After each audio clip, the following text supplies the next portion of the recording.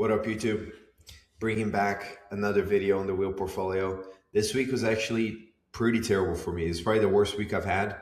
If you guys have followed the market, we had a major rally these last couple of days, and I kind of panicked yesterday. I'll be honest, and I'll show you guys how that looks. But we're down over 1,100 bucks for the week, which really sucks because that's pretty much all of the premium we've earned in the last 2 weeks.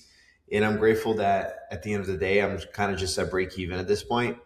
But I want to show you guys some of these contracts on where I lost and where I might win this week. So, as you guys have seen, Trump is on Twitter talking about how he's going to withdraw troops from Iran. The Nasdaq was up more than 3% in a day, like the index. So as you can expect, my account was up like 6% in a day.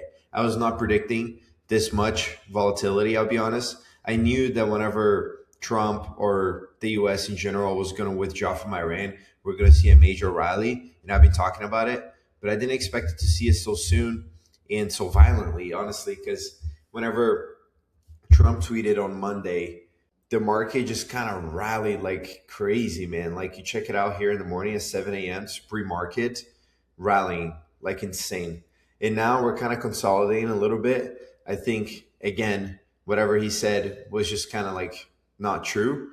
So we're back to being in the clear when it comes to Robinhood, but the other account got hit pretty hard, and I'll show you guys here in a second. But let's talk about Robinhood.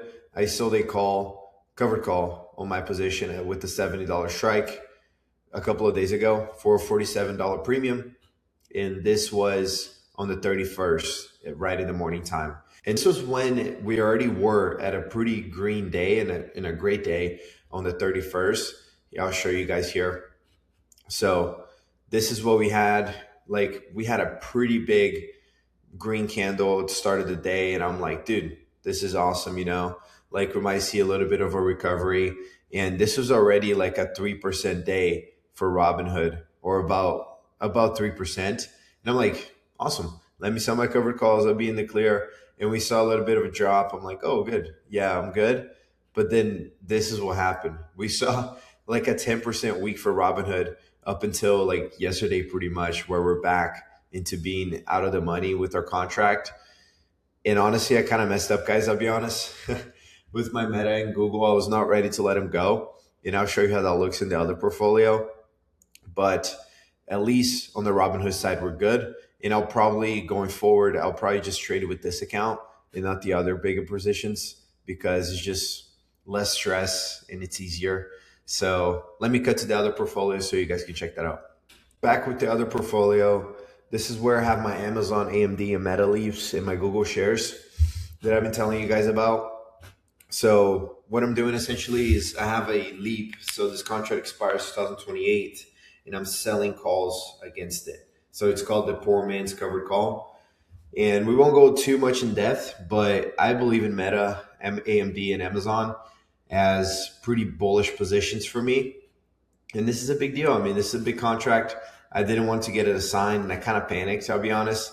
So we're trading at 294 when it comes to the contract level, and Meta was trading at 580, if I'm not mistaken. And my strike was going to be in the money. So I ended up kind of panic selling and booking a loss when it comes to Meta. So that really sucked, I'll be honest. And the same thing with Google. I was actually kind of in the money pretty bad with Google, worse than Meta. I had a 287 strike, if I'm not mistaken. We can go look at it.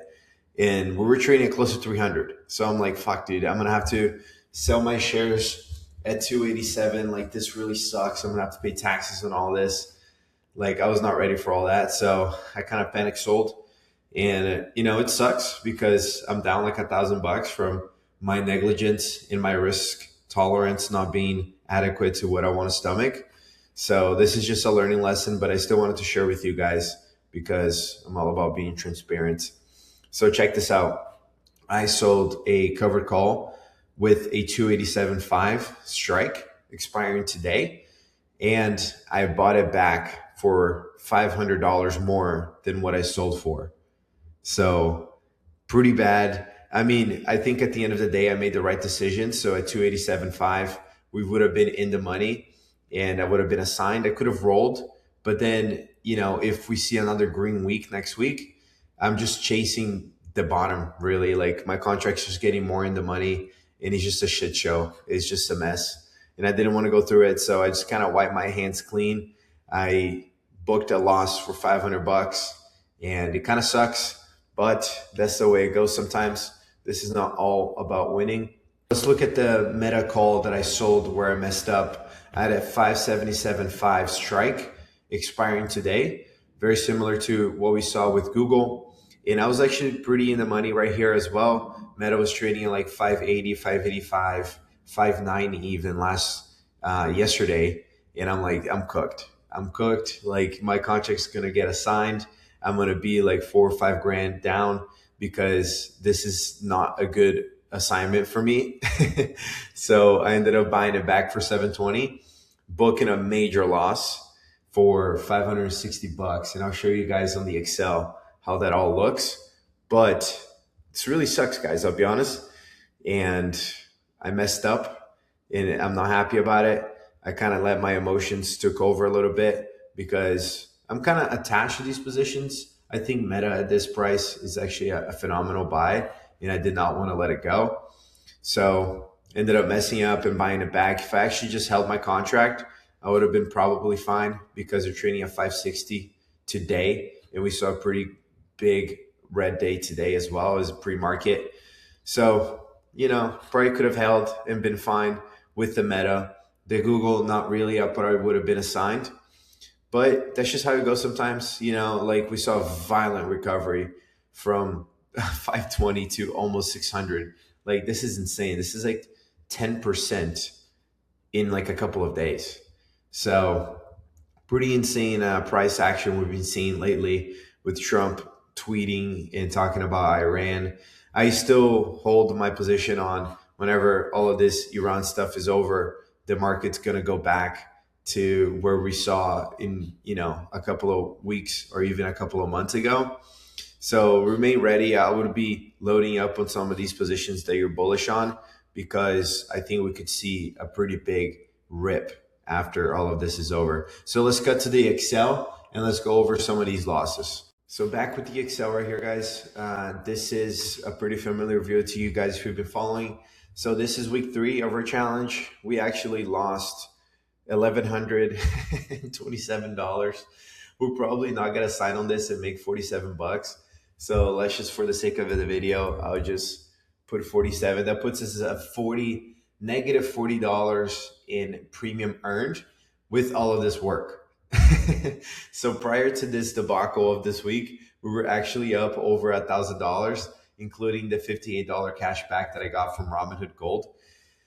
So that puts us as kind of stage 0 again, negative $1,080 week for us for the portfolio. And, I kind of broke some of my rules a couple of weeks ago. I'm trading with the bigger portfolio.